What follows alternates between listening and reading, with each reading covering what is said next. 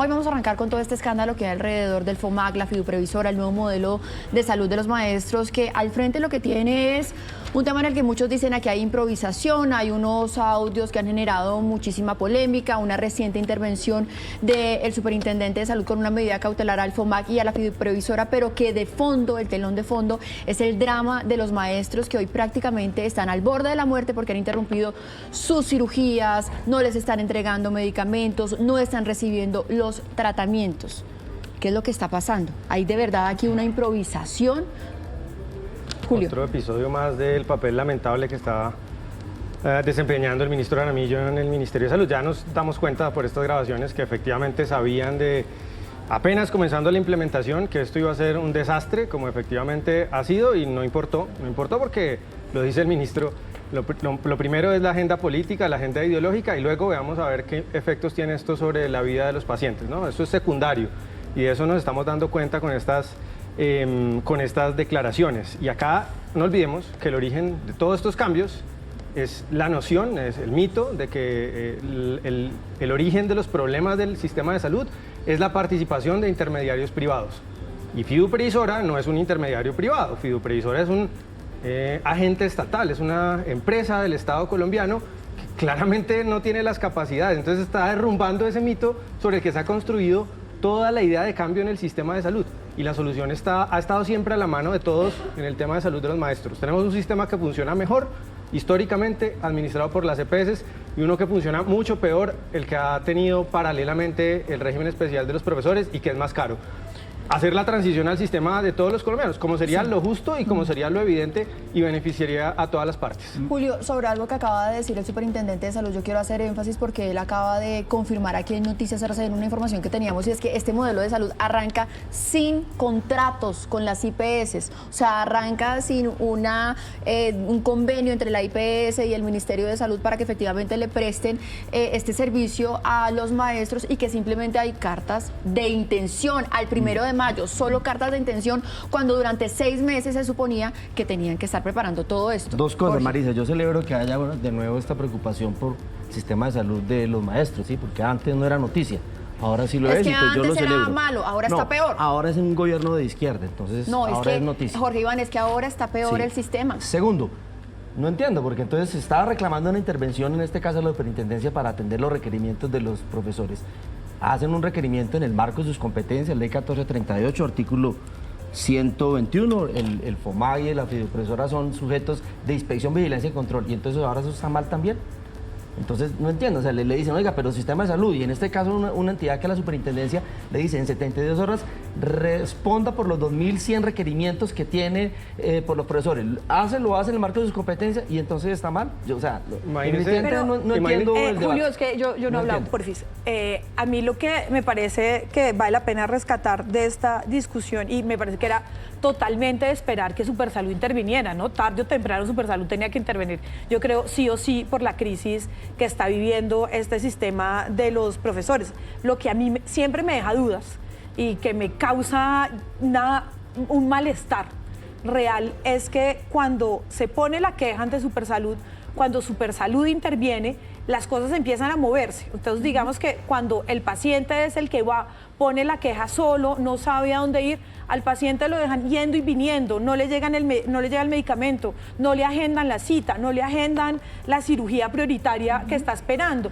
Entonces, ¿qué es lo que pasa? ¿Qué es lo que está trabando eso? Que toca que Supersalud vaya, remueva, intervenga para que mágicamente, a mí me ha pasado, a mis familiares les ha pasado que mágicamente llegan los medicamentos en 2 días cuando les han dicho que no hay medicamentos, o les agendan la cirugía a 1 semana cuando llevan 3 meses peleando por esa cirugía. Entonces, ¿qué es lo que está pasando realmente en ese engranaje que no se engrana? Hay un momento en el que ya el engranaje deja de funcionar, y tristemente los que sufren cada día estos son miles de pacientes, como vemos en este caso ahora, profesores. Jorge Iván, creo que estamos de acuerdo en algo, y es que ojalá que esta decisión de la Superintendencia de Salud pueda funcionar para solucionar todas estas fallas que ellos mismos están reconociendo. Pero para cerrar este tema, yo quiero hacer una pregunta.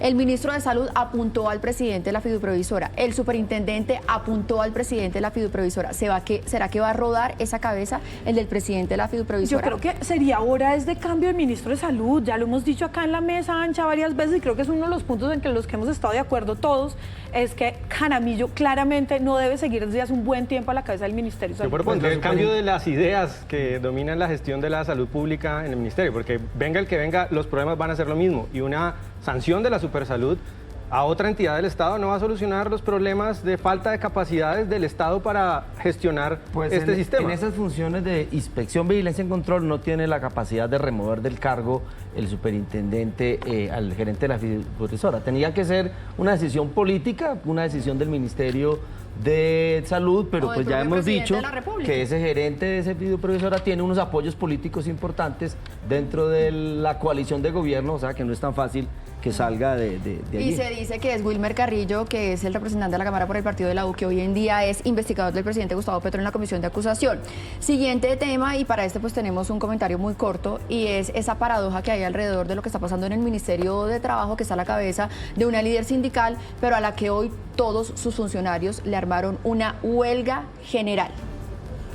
Pues yo no creo que sea paradójico, o sea, el derecho a sindicalizarse, el derecho a protestar, pues un gobierno de izquierda que además y con una ministra que viene del campo sindical, pues debe darle todas las herramientas a sus trabajadores para que se pronuncien. Sí. A mí me parece que es antes normal y que por primera vez creo que tenemos un gobierno que no está estigmatizando a los sindicalistas en Colombia, sí, y eso hay que celebrarlo. Pero digamos, la paradoja es que una ministra que toda su vida ha luchado por los derechos de los trabajadores, hoy sus trabajadores le están diciendo que no están respetando sus derechos. Pues lo tiene que resolver internamente, ¿sí? Y ella como negociadora que es sindical, creo que lo va a tener que resolver, pero yo insisto, una huelga en un ministerio, en otro gobierno, no sería noticia nacional. Pero como es en un gobierno de izquierda, es noticia nacional. Esa es una de las cosas que yo digo. Antes no había problemas, sí. Nadie hablaba de problemas en este país, Jorge. Nadie está cargando mucho sobre el tema de las noticias y aquí las noticias han sido noticias siempre en todos los gobiernos, Julio. La reforma laboral impulsada por el Ministerio de Trabajo pone más carga sobre las empresas. Paradójicamente, el Ministerio no puede satisfacer ni siquiera los estándares laborales que hay hoy y propone más carga sobre las empresas. La diferencia de eso sí es que el ministerio no se va a quebrar porque nos va a seguir sacando plata a la DIAN para pagarlo. En cambio, las empresas con huelga sí se quiebran. Bueno, yo sí apoyo pagar impuestos, Julio. 7 de la mañana, 7 minutos, vamos a hacer una breve... Y ahora vamos a hablar de la reforma pensional nuevamente, sí, porque ayer en la Comisión Séptima del Senado finalmente se aprobó el primer bloque de artículos, pero todo esto en medio de algunos reclamos de la oposición que dicen que no le están respetando sus derechos porque no pudieron presentar una ponencia negativa. Y dos hechos que son entre judiciales y administrativos que podrían desviar el debate. Uno, una tutela en donde incluso intervino la Procuraduría General diciendo que efectivamente se debería suspender ese debate, y el otro, una ponencia que hay del Consejo Nacional Electoral en donde se solicita exactamente lo mismo. ¿Está aquí primando el afán del gobierno nacional sobre los derechos de la oposición? Jorge Iván. Pues no sé, extrañísimo eso porque el trámite legislativo tiene sus propias dinámicas. La ley quinta establece todas esas discusiones cuando a las minorías no se les da no se les da las garantías suficientes. Entonces yo me pregunto, ¿hace cuánto que llegó el proyecto a Cámara? Sí, y apenas hasta ahora van a presentar una ponencia negativa, ya más de un mes en Cámara. Y es bastante exótico, por decirlo de una manera, que sea un juez con intervención de la Procuraduría, que no está en el marco de sus competencias, defina cómo se dan los trámites legislativos. La ley quinta dice que eso lo definen las mesas directivas, en este caso de la Comisión Séptima, así que me parece, en ese punto me parece bastante irregular lo que está pasando. Yo creo que siempre que hablamos del Congreso de la República, a mí lo que se me viene a la cabeza es trabajen vagos. O sea, tienen equipos grandísimos, tienen unos tiempos de receso grandísimos, pero al parecer durante el tiempo de receso no hacen el trabajo que deberían hacer antes de empezar la legislatura, sino que están más bien haciendo trabajo político o trabajo de vacaciones, congresos, otro tipo de cosas. Y esto me lleva también a una pregunta que creo que es una tensión de la democracia, y no solo en Colombia, sino en todas partes, y que en este caso del Congreso de la República se ve muy bien, es en este momento quiénes son las minorías y si estas minorías están haciendo todo lo posible pues para atajar el proyecto del que están en contra. Entonces, ¿qué pasa si estas minorías que están en contra, porque ayer lo vimos en la Comisión Séptima, o sea, la Comisión Séptima rechazó la proposición de archivos 17 votos contra 4.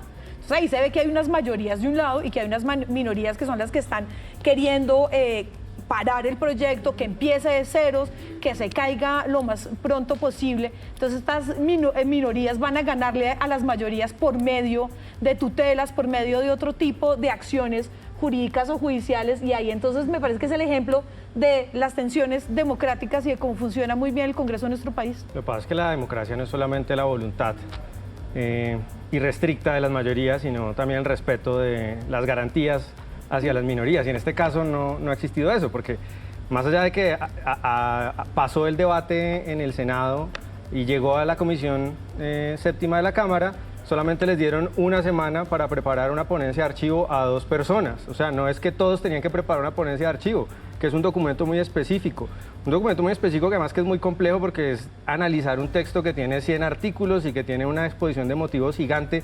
Pensar que de verdad una UTL que tenga no sé cuántos, 7, 8 técnicos, de esos quizá 1 o 2 expertos en economía o que conozcan el tema de pensiones, puedan en una semana desarrollar una ponencia para justificar el voto negativo o positivo de un texto es absolutamente imposible. Estaban pidiendo 15 días y yo me pregunto si esos 15 días entonces no termina siendo una estrategia dilatoria, porque esos 15, quizás en los 15 días se agote el tiempo para ¿Cuánto preparar tiempo, la ponencia. no? Sí, es- Sería como- Siempre en todos los proyectos se han dado 15 días para preparar la primera ponencia y hasta 15 días de prórroga. Aquí se dieron solo 7 días Sí. y no hubo prórroga. Y por más que sea una En todos minoría, los son proyectos. 4 senadores, 2 de Cambio Radical y 2 del Y 2 Centro del Democrático Democrático. que están en contra, porque el resto de partidos están alineados con la reforma.